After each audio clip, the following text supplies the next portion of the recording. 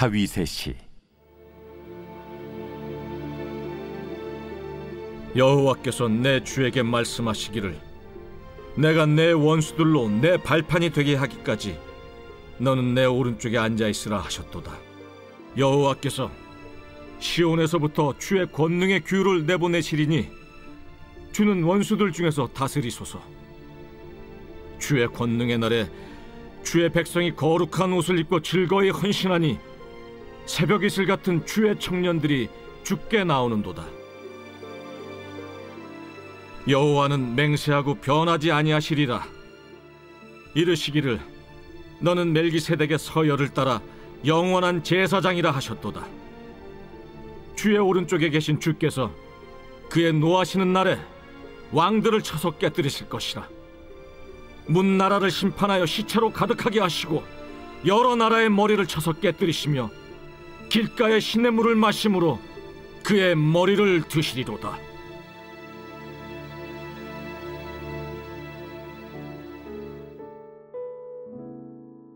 새벽 영성 기도 시간입니다. 오늘은 시편 110편 말씀 함께 살펴보겠습니다. 구약 성경에는 메시아에 대한 많은 말씀들이 존재합니다. 메시아의 탄생, 메시아의 통치, 메시아의 순환 등 메시아에 대한 예언 말씀들이 있죠. 그 중에서도 메시아에 대해 예언한 오늘 본문 시편 110편은 시편의 요한계시록이라고 불리는데요. 시편 110편 말씀이 요한계시록의 말씀처럼 종말과 메시아의 최후 승리에 대해 예언했다라는 것입니다. 오늘 시편 110편의 시인은 다윗입니다. 다윗은 하나님께 이 말씀을 들었습니다. 1절의 말씀을 보겠습니다. 여호와께서 내 주에게 말씀하시기를 내가 네 원수들로 네 발판이 되게 하기까지 너는 내 오른쪽에 앉아있으라 하셨도다. 다윗은 여호와께서 내 주에게 말씀하셨다라고 했습니다. 이 시를 쓰고 있는 사람은 누구입니까? 이스라엘의 왕 다윗입니다.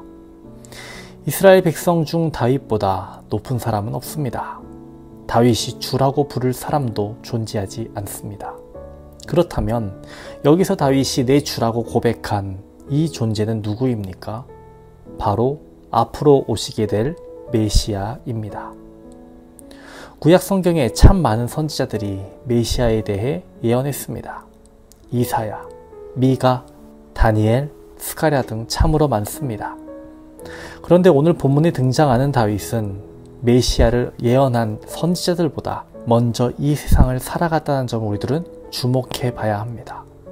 또 하나님은 다윗이 선지자가 아니었지만 메시아의 통치와 심판 그리고 승리에 대해 알게 하셨다는 것, 그리고 다윗을 통해 이 시편을 작성하게 하셨다는 것을 주목해 봐야 합니다. 다윗의 이 시편을 통해 이 시편을 읽는 모든 이들이 메시아의 존재와 메시아의 통치와 심판 그리고 승리에 대해서 알게 하셨습니다. 하나님은 하나님 마음에 합한 왕 다윗에게 하나님의 놀라운 계획을 알도록 하셨습니다. 은혜를 베푸셨습니다. 하나님께서 다윗을 얼마나 사랑하시는지 알 수 있는 부분인 것입니다. 시편 110편의 말씀은 메시아의 최후 승리의 날에 대해 예언하고 있습니다. 다윗은 그 승리의 날을 우리에게 알려주고 있는 것입니다. 1절을 보면 네 원수들로 네 발판이 되게 하기까지 라는 표현이 있습니다. 어떤 모습이 그려지십니까? 몇 년 전 종교개혁가 마틴 루터를 다루는 영화를 보았습니다. 그 영화에 보니 마틴 루터가 교황 앞에 갔을 때 자신을 완전히 낮추는 모습을 보고 사실 충격을 받았습니다. 인사를 하는 것도 절을 하는 것도 아니었습니다. 완전히 자신의 온몸을 바닥에 붙이고 있었습니다. 마치 앞으로 취침한 것처럼 말입니다. 오늘 본문의 1절의 표현, 원수가 발판이 되게 하겠다. 잔인하게 보일 수 있지만 원수의 완전한 패배를 말하는 것입니다. 2절을 보면 여호와께서 시온에서부터 주의 권능의 규를 내보내시리니 주는 원수들 중에서 다스리소서라는 말씀이 있습니다.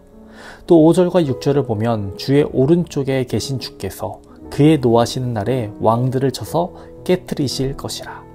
문 나라를 심판하여 시체로 가득하게 하시고 여러 나라의 머리를 쳐서 깨트리시며 원수들에 대한 심판과 메시아의 완전한 승리를 다루고 있는 것입니다. 대적자들을 모두 쳐서 깨트리실 거라고 말씀하고 있는 것입니다. 오늘 본문의 말씀은 종말에 대해 다루고 있습니다. 성경에 말하는 종말은 단지 세상의 파괴나 시간의 끝을 의미하지 않습니다. 종말은 하나님의 구속 역사가 완성되고 의와 평강의 왕이신 메시아께서 영광 가운데 재림하시는 날입니다. 따라서 종말 신앙은 두려움의 신앙이 아니라 소망의 신앙이 되어야 합니다. 오늘 시편 110편 말씀 가운데 성도들의 모습도 나타납니다. 성도들은 두려움에 떨고 있지 않습니다. 3절의 말씀을 보겠습니다. 주의 권능의 날에 주의 백성이 거룩한 옷을 입고 즐거이 헌신하니 새벽 이슬 같은 주의 청년들이 주께 나오는도다. 우리는 하나님의 구속 역사가 완성될 날을 기대하며 살아가고 있습니까? 아니면 바쁨 속에 그날을 잊고 있습니까? 우리는 현재의 삶을 하나님의 영원한 계획 안에서 이해해야 합니다. 분명히 우리들이 살아가는 이 세상을 하나님 나라로 만들어가야 하는 책임이 있지만 그뿐 아니라 다시 오실 주님을 기대하며 또 우리들이 나중에 들어갈 저 천국에 대한 소망을 붙들며 살아가는 우리들이 되어야 하겠습니다.